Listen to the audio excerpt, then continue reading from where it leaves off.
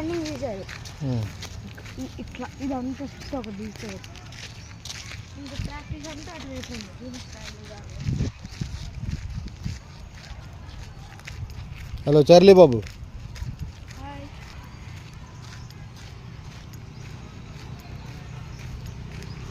BHEL ground.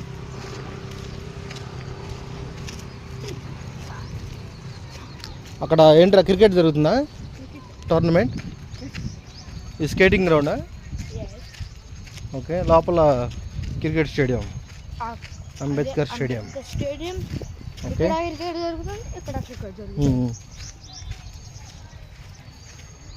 చాలా కార్లు వచ్చినాయి ఈరోజు, చాలామంది పార్టిసిపేట్ చేశారు.